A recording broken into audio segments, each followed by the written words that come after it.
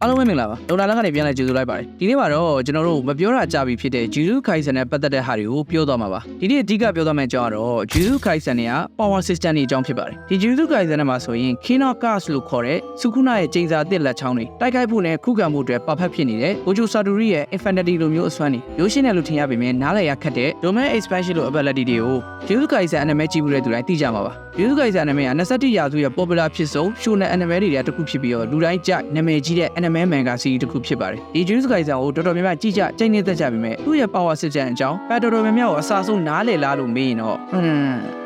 မေးခံရတဲ့သူအနေနဲ့နည်းနည်းတော့ခေါင်းပုတ်သွားမယ်ထင်ပါတယ် Jujutsu Kaisen ရဲ့ power system ကဘယ်လိုမျိုးအလုပ်လုပ်တာလဲ Jujutsu Sorcerer တွေ card separate တွေကသူတို့ရဲ့ ability တွေစွမ်းအားတွေကိုသုံးဖို့အတွက်လိုအပ်တဲ့ energy ကိုဘယ်ရင်းမြစ်ကနေရတာလဲ Jujutsu Kaisen ရဲ့ power system တကယ်ပဲအများထင်နေကြသလိုနားလည်ရခက်သလားစတဲ့မိကုန်းတွေကိုဒီနေ့ဗီဒီယိုထဲမှာရှင်းပြသွားမှာပါ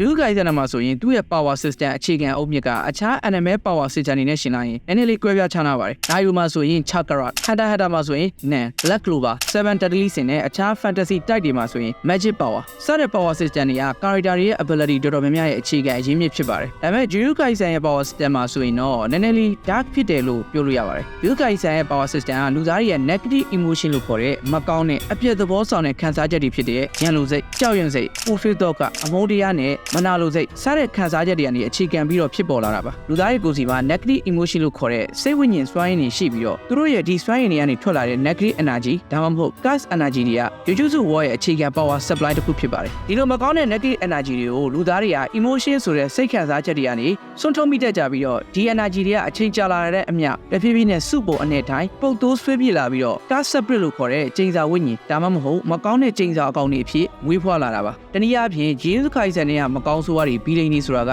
လူသားတွေစီကနေပဲမွေးဖွားလာခဲ့ရဖြစ်ပြီးတော့လူသားတွေရဲ့ negative emotion ဆိုတဲ့မကောင်းတဲ့စိတ်ညစ်ညမ်းမှုပြရုပ်ကိုကင်ဆောင်ထားကြတဲ့ဝိညာဉ်ကောင်တွေဖြစ်ပါတယ်လူတွေရဲ့မကောင်းတဲ့စိတ်ကနေမွေးဖွားလာတဲ့ကျိန်စာဝိညာဉ်တွေဆိုတော့ဒီကောင်တွေကသူတို့ရဲ့မွေးဖွားရဇင်းမြစ်ဖြစ်တဲ့လူသားတွေပေါ်ကိုလည်းကောင်းချိုးမပေးပါဘူးသူတို့တွေဆိုတာကလူသားတွေကိုကျိန်စာတင့်စေတယ်မကောင်းမှုတွေကိုလူဆောင်လာတယ်အဆိုးရွားဆုံးအနေနဲ့ကတော့သိဆုံးမှုတွေကိုပါဖြစ်စေပါတယ်ဆိုတော့ဒီလိုကျိန်စာကောင် card separate တွေရဲ့ရန်ကနေလူသားတွေကိုကာကွယ်ပေးနေတဲ့သူတွေကတော့ကျွန်တော်တို့တွေသိကြတဲ့ main character ဖြစ်တဲ့ Jujutsu Sorcerer တွေဖြစ်ပါတယ်လူသားတွေက gas energy ကိုစိတ်ခံစားချက်တွေကနေတစ်စက်မတိစိတ်ကနေစွန့်ထုတ်မိတတ်ကြတယ်ဆိုရင် Jujutsu Sorcerer တွေကတော့လူသားတွေနဲ့ဆန့်ကျင်ဘက်ပါသူတို့တွေကသူတို့ခန္ဓာကိုယ်ထဲမှာရှိတဲ့ gas energy ကိုထိန်းချုပ်နိုင်ပြီးတော့အယိုစိတ်မရှိအောင်လုပ်နိုင်ကြပါတယ်သူတို့ကဒီ gas energy စွမ်းရည်ကိုသုံးပြီးတော့လူသားတွေကိုဒီမကောင်းတဲ့ gas separate တွေစီကနေကာကွယ်ပေးတဲ့ Sorcerer တွေတနည်းအားဖြင့်မြန်မာလိုတိုက်ရိုက်ပြန်ရင်တော့မော်ဆရာတွေဖြစ်ပါတယ်ဒီတော့ Jujutsu Kaisen ရဲ့အဓိကအခြေခံ power system ဖြစ်တဲ့ gas energy ဆိုတာကလူသားတွေစီကနေထွက်ရှိတဲ့မကောင်းတဲ့ခံစားချက် negative emotion တွေဖြစ်ပါတယ်ဒီ gas energy ကိုသုံးပြနိုင်တဲ့သူတွေကတော့ Jujutsu Sorcerer တွေ gas separate တွေနဲ့လက်ရှိ Jujutsu Kaisen Modulo Mega Over ထည့်ပြောရရင်တော့ Simuria လို့ခေါ်တဲ့ Simuria planet ကတက်ရှိတွေဖြစ်ပါတယ်နောက်ပြီး gas energy ရှိတာချင်းအတူတူဒါဆိုတာမန်လူတွေရော Jujutsu Sorcerer တွေဖြစ်နိုင်လားလို့မေးရင်တော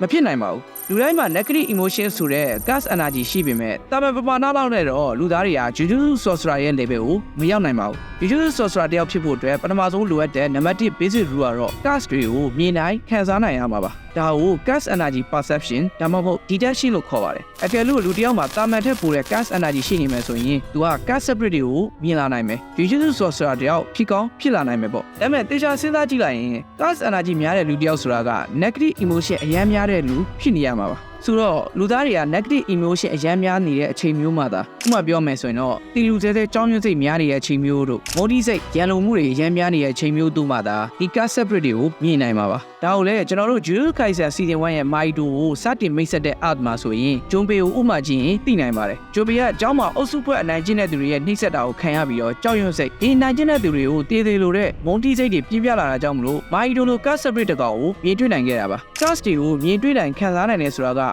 Sorcerer နဲ့ Net Sorcerer တာမန်လူတွေကြားကွဲပြားစေတဲ့အချက်တစ်ခုဖြစ်ပါတယ်ဒါဆို gas energy ကိုသိပြီး gas ကျိန်စာကောင်တွေကိုမြင်တွေ့နိုင်ပြီဆိုတော့ဒီ energy ကိုထိန်းချုပ်နိုင်ဖို့ဆိုတာလည်းမလွယ်ကူပါဘူးဒီ gas energy ကိုထိန်းချုပ်နိုင်ဖို့ဆိုတာကgas sorcerer တယောက်ဖြစ်လာဖို့အတွက်အခြေခံလိုအပ်ချက်နောက်တစ်ခုဖြစ်ပါတယ် Jujutsu Sorcerer ဆိုတာက gas energy ကိုမထုတ်ပါဘူးသူတို့ကသူတို့ခန္ဓာကိုယ်ထဲမှာရှိတဲ့ gas energy ကို gas energy manipulation လို့ခေါ်တဲ့ထိန်းချုပ်မှုနည်းလမ်းကိုအသုံးပြုပြီး gas energy reinforcement နဲ့ gas technique တွေဖြစ်ပြောင်းလဲပြီးတော့တိုက်ခိုက်တဲ့နေရာမှာအသုံးပြုပါတယ် gas energy energy reformat ကပါလဲဆိုတော့ sorcerer တယောက်ကမိမိရဲ့ခန္ဓာကိုယ် gas energy နဲ့အားဖြည့်တာဖြစ်ပြီးတော့ပုံပိုတန်မှာပုံပိုလင်းမြန်ပုံပိုအကျန်းခန္ဓာအောင်လုပ်တဲ့ process တစ်ခုဖြစ်ပါတယ်ဒီစွဲရည်က Jujutsu sorcerer တယောက်အတွက်ပို့ပြီးခွန်အားပါပါတိုက်ခိုက်နိုင်ဖို့တစ်ဖက်ရန်သူရဲ့တိုက်ခိုက်မှုတွေကိုခိုးကန်နိုင်ဖို့အပြင်တိုက်ပွဲမှာရှင်းသန်ဖို့အတွက်လည်းအရေးကြီးတဲ့ ability တစ်ခုဖြစ်ပါတယ် Jujutsu Kaisen season 1မှာတော့ Itadori Ryuji တယောက် Tojo Jujutsu height ကိုစတက်ခါစားကသူ့ရဲ့ gas energy ကို control ကောင်းကောင်းမလုပ်တတ်သေးပါဘူး Gojo Sensei ရဲ့ရုပ်ချင်ကြီး training နဲ့သူ့ရဲ့ best friend Todo Ao ရဲ့တင်ကြားမှုတွေကြောင့်မလို့သာသူ့ရဲ့ super human strength နဲ့ပုံမထိန်းချုပ်မှုအားကောင်းတဲ့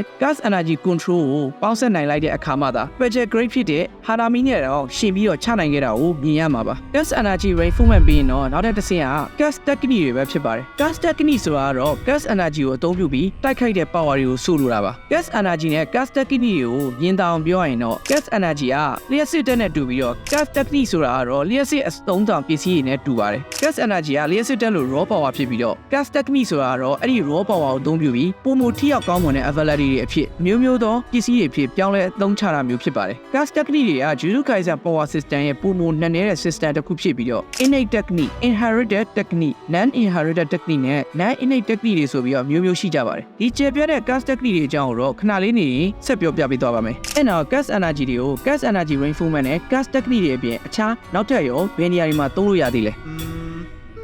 gas energy ကိုလက်နက်တွေနဲ့တခြားသက်ရှိမဟုတ်တဲ့ object တွေမှာရောနှောတက်ဆင်ပြီးတော့ Jujutsu sorcerer တွေအတွက်လက်နက်တွေအဖြစ်တိုက်ခိုက်အသုံးပြုလို့လည်းရပါသေးတယ်။ gas 2တွေဆိုတာကတော့တာမန်လက်နက်တွေကို gas energy နဲ့ပေါင်းစပ်ပြီးတော့ gas separate တွေကိုတိုက်ခိုက်ရလွယ်ကူအောင်ဖန်တီးထားတဲ့လက်နက်တွေဖြစ်ပါတယ်။ gas energy ဆိုတာက raw power ဖြစ်တာမလို့သူ့ကိုအခြားအရာဝတ္ထုနဲ့ပေါင်းစပ်ပြီးအသုံးပြုတာကအသုံးပြုသူအတွက်ပုံမထောက်ကူဖြစ်တယ်လို့ gas energy နဲ့တဲ့ Jujutsu sorcerer တွေအတွက်လည်းဒီ gas weapon တွေကအဓိကလက်နက်ဖြစ်အရေးပါပါတယ်။ယူတာမှာဆိုရင်သူ့ရဲ့ view တော်ဆက်တူစူကာဝါရာကနေတဆင့်ရရှိတဲ့အတော်လေးများပြတဲ့ gas energy ရှိနေပြီးတော့သူ့ရဲ့ gas energy amount က Gojo Satoru ထက်တောင်မှပိုများပါတယ်။သူဆိုရင်သူ့ရဲ့ gas energy ကိုသူကင်ဆောင်ထားတဲ့ဓာတ်တွေကိုလွှဲပြောင်းစီးဆင်းစေပြီးတော့သူ့ရဲ့အဓိကလက်နက်အဖြစ်အသုံးပြုပါတယ်။အဲ့နောက် Nanami Kando ရဲ့အဝတ်ပတ်ထားတဲ့ဓာတ်ဒီကျောင်းကြီးရဲ့ electric guitar Gato Maki နဲ့ Toji တို့အသုံးပြုပြီးတိုက်ခိုက်ခဲ့တဲ့ Playful Clock Gojo ကိုရှုံးနေအောင်လုပ်ခဲ့တဲ့ Toji ရဲ့ Impacted Spear of Heaven Nanabo Hazaba ရဲ့ smartphone စတဲ့လက်နက်တွေပစ္စည်းတွေက gas energy ကိုရောနှောအသုံးပြုထားတဲ့ gas 2တွေပဲဖြစ်ပါတယ်။ဒါအပြင် gas object တို့ gas scope လို့ခေါ်တဲ့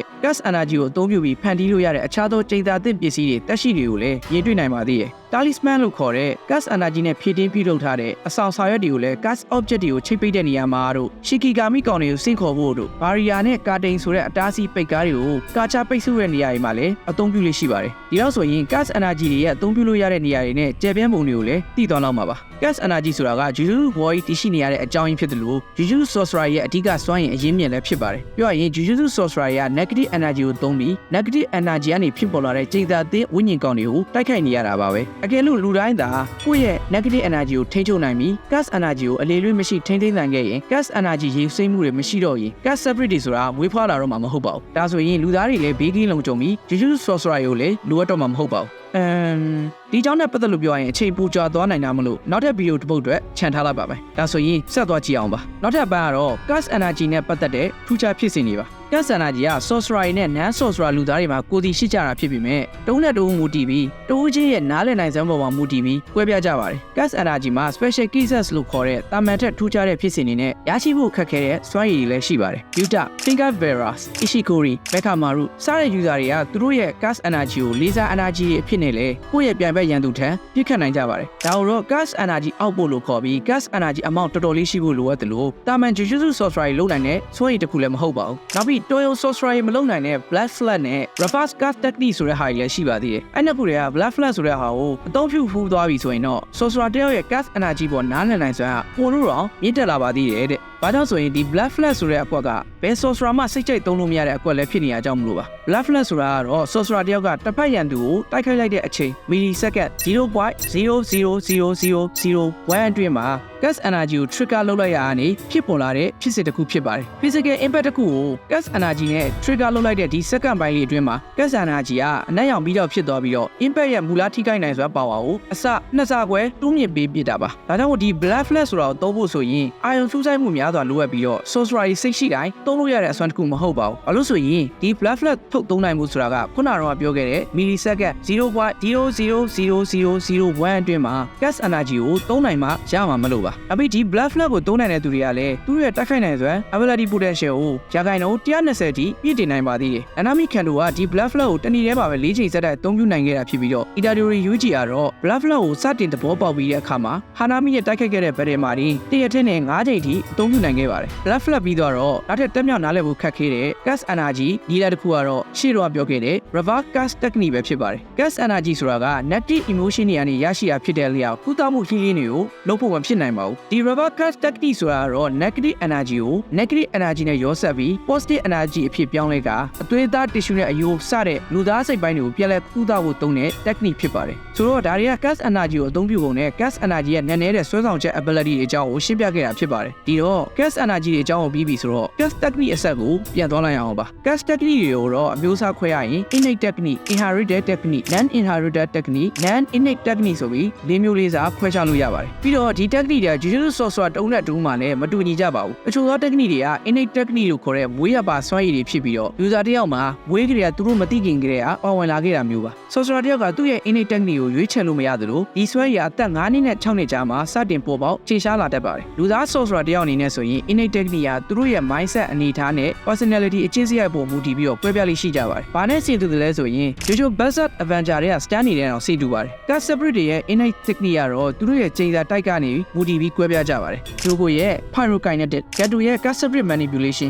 Baido ရဲ့ Idea transfiguration နဲ့ soul manipulation စတာတွေကတော့ innate technique တွေပဲဖြစ်ပါတယ်။အဲ့နောက် inherited technique တွေကတော့ရိုးရိုးစင်ဆက်လက်ဆင့်ကမ်းခဲ့တဲ့ technique တွေဖြစ်ပါတယ်။ Gojo Satori ရဲ့ limitless, Fujiguro Megumi ရဲ့ Tenshiro technique, Kamo family ရဲ့ blood manipulation, Danin family ရဲ့ projection sorcery စတာတွေက inherited technique တွေဖြစ်ပါတယ်။နောက်ထပ်တစ်မျိုးဖြစ်တဲ့ net inherited technique တွေကတော့ sorcerer မဟုတ်တဲ့မိသားစုတွေကနေမွေးဖွားလာပေမဲ့လည်း innate technique ကိုပိုင်ဆိုင်နိုင်ကြတဲ့ Aoi Tutu, Gato Suguru, Nanami Kando တို့လို primary ရှိတဲ့ user တွေမှာမြင်တွေ့ရတဲ့ technique တွေဖြစ်ပါတယ်။ non innate technique ဆိုတာကတော့ innate technique လိုမျိုးလူတဦးချင်းစီမှာတီးခြားပေါ်လာတဲ့ technique တွေလို့မဟုတ်ဘဲနဲ့တာမန် gas energy ရှိတဲ့ sorcerer တွေတောင်အသုံးပြုနိုင်တဲ့လွယ်ကူရိုးရှင်းတဲ့ technique မျိုးတွေကိုဆိုလိုတာပါ။ဥပမာ barrier technique, anti domain technique, shikigami summoning technique စတာမျိုးတွေဖြစ်ပါတယ်။ barrier နဲ့ domain တွေပါလာပြီဆိုတော့မဖြစ်မနေပြောရမယ်လူတိုင်းသိကြတဲ့ domain expansion ရဲ့အလဲကိုရောက်လာပြီဖြစ်ပါတယ်။ domain expansion ဆိုတာကတော့ Jujutsu sorcerer တယောက်ရဲ့အမြင့်ဆုံးအသုံးပြုနိုင်တဲ့စွမ်းအားရှိဆုံး ultimate လိုမျိုးအရာပါ။ domain expansion ကိုအရှင်းဆုံးမြင်သာအောင်ပြောရရင်တော့ user ရဲ့ innate technique နဲ့ barrier technique ကိုအခြေခံပြီးတော့တကယ်အပြင်လောက reality မှာတိကျနေရတဲ့ခုဖန်တီးလိုက်တာမျိုးဖြစ်ပါတယ်။ sorcerer တယောက်ကမိမိရဲ့ innate technique ကို barrier နဲ့ space တစ်ခုတည်းမှာပိတ်လောင်လိုက်တာဖြစ်ပြီးတော့ဒီနေရာတစ်ခုလုံးက innate technique နဲ့ပုံလန်းနေရဖြစ်တာကြောင့်မလို့ domain user ရဲ့ဘယ်တိုက်ခိုက်မှုကမဆိုရန်သူကိုထိဖို့တရားရခိုင်နှုန်းသိကြနေပြီးသားဖြစ်ပါတယ်။ဒါပေမဲ့ domain တစ်ခုဖန်တီးဖို့ဆိုတာ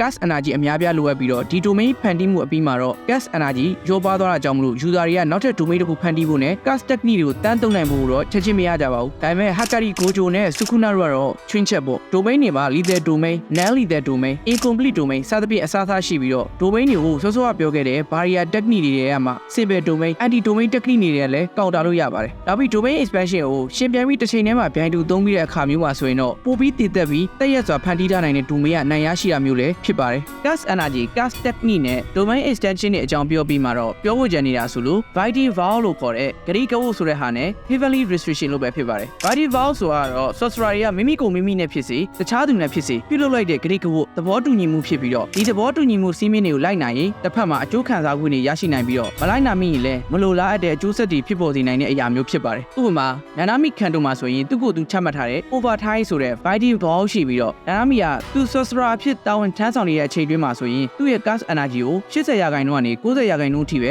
limit လုပ်ထားပါတယ်။ဒါပေမဲ့ဒီလုံးချင်ကိုကျော်သွားလို့သူအချိန်ပိုစီးရတော့မယ်ဆိုရင်တော့သူ့ရဲ့ gas energy က Vital Vow ကနေရရှိတဲ့ extra amount တွေကြောင့်မလို့ gas energy output 130%ကနေ120ထိတိုးမြင့်ပေးပါတယ်။ပြောရရင် Vital Vow ဆိုတာက sorcerer တယောက်ကသူ့ကိုယ်သူအတွက် risk တစ်ခုသတ်မှတ်လိုက်ပြီးတော့အဲ့ဒီ risk အတွက်ချမှတ်ထားတဲ့ needs တွေကိုလိုက်နာပြီးတော့တစ်ဖက်မှာ gas energy တိုးမြင့်တာတွေပို့ပြီးတော့တန်မာအောင်လုပ်တာတွေကိုရယူဖို့လုပ်တဲ့ process တစ်ခုဖြစ်ပါတယ်။ sorcerer တဦးနဲ့တဦးကြားမှာလည်း gas energy ကိုအသုံးပြုပြီးတော့ Vital Vow ဖန်တီးရတယ်။တဦးပေါ်တဦးအကျိုးတူအကျိုးပြုဖို့စီးမြင့်လုပ်တာတွေချမှတ်နိုင်ပါတယ်။ ဒီစည်းမျဉ်းတွေကိုမလိုက်နာပဲချိုးဖောက်မိရင်တော့ခုနကောင်းတဲ့ချက်တွေအတွက်အစများစွာကြီးမားတဲ့ပြစ်ဒဏ်ကိုလည်းရရှိမှာပါဒါကတော့ Biden Vow ဖြစ်ပါတယ်နောက်ပြီး Biden Vow နဲ့မှာ Sorcerer တွေကနေချမှတ်ခဲ့တာမဟုတ်ပဲဝေးဖွားလာစဉ်မှာကတည်းကချမှတ်ခံခဲ့ရတဲ့ Biden Vow မျိုးစားတစ်ခုလည်းရှိပါသေးတယ်အဲ့ဒီဟာကတော့ Doji တို့ Maki တို့မှာတွေ့ရတဲ့ Heavily Restriction ပဲဖြစ်ပါတယ် Heavily Restriction ဆိုတာကတော့ Gas Energy နဲ့ Physical ခန္ဓာကိုယ်ကြားမှာချမှတ်ထားတဲ့ Biden Vow တစ်ခုဖြစ်ပြီးတော့ Sorcerer တယောက်က Superhuman Strength နဲ့ Speed တွေကိုရရှိနိုင်ပေမဲ့သူတို့စီမှာ Gas Energy မရှိသလောက်နှဲပါတာမျိုးတို့ဒါမှမဟုတ်ရင်အဲ့ဒါနဲ့စန့်ကျင်ဘက်အနေနဲ့ Gas Energy amount တွေအများပြားရရှိထားပေမဲ့ခန္ဓာကိုယ်ကချိုရင်းနေတာမျိုးတို့အားနည်းနေတာမျိုးတို့အဲ့လိုမျိုးခန္ဓာကိုယ်ပိုင်ဆိုင်ရတာမျိုးတွေ